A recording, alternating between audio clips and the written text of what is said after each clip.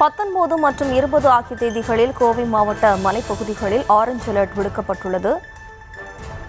இதுகுறித்தான கூடுதல் விவரங்களோடு இணைகிறார் நமது செய்தியாளர் வெங்கட்ரமணன். வணக்கம் வெங்கட்ரமணன். நீலகிரி கோவைக்கு 2 நாள் ஆரஞ்ச் அலர்ட் விடுக்கப்பட்டுள்ளது தொடர்பான கூடுதல் விவரம்.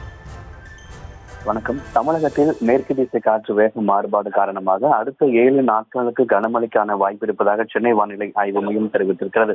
குறிப்பாக 19ஆம் தேதியை பொறுத்தவரைக்கும் நீலகிரி, கோவை உள்ளிட்ட 2 மாவட்டங்கள்ல மிக கனமழைக்கான எச்சரிக்கையும், 20ஆம் தேதியும் நீலகிரி, கோவை உள்ளிட்ட 2 மாவட்டங்களில் மிக கனமழைக்கான எச்சரிக்கை என்பது கொடுக்கப்பட்டிருக்கிறது. இன்றைய தேதியை பொறுத்தவரைக்கும் கோயம்புத்தூர், நீலகிரி, அதே போல தேனி, தென்காசி உள்ளிட்ட 4 மாவட்டங்களில் கனமழைக்கு வாய்ப்பு இருக்கிறது.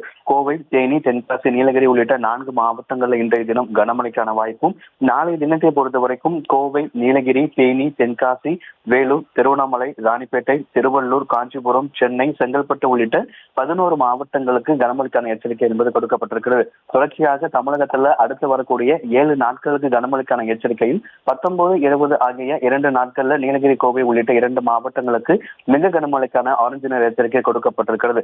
சென்னையை பொறுத்த வரைக்குமே மதிய நேரத்தில் வெயிலுடைய தாக்கம் என்பது 39 டிகிரி செல்சியஸ் என்கின்ற அளவில் பதிவாகக்கூடும் என்கின்ற தகவலும், மாலை மற்றும் இரவு நேரங்களில் சென்னையில லேசானது முதல் மிதமான மழைக்கு வாய்ப்பு இருப்பதாக தெரிவிக்கப்பட்டிருக்கிறது. குறிப்பாக சென்னையில மதிய நேரத்தில் 100 டிகிரி பாரன்ஹீட் என்ற அளவுக்கு வெப்பநிலை பதிவாகக்கூடும் எனவும், மாலை நேரங்களில் மழைக்கு வாய்ப்பு இருப்பதாக தெரிவிக்கப்பட்டிருக்கிறது. மேற்கு திசை காற்று வேக மாறுபாடு காரணமாக தமிழகத்தில் அடுத்து வரக்கூடிய 7 நாட்களுக்கு கனமழைக்கான எச்சரிக்கையும், 19, 20 ஆகிய 2 நாட்கள்ல நீலகிரி, கோவை உள்ளிட்ட 2 மாவட்டங்களுக்கு மிக கனமழைக்கான ஆரஞ்சு நிற எச்சரிக்கையை சென்னை வானிலை ஆய்வு மையம் தெரிவித்திருக்கிறது. விவரங்களுக்கு நன்றி வெங்கட்ரமணன்.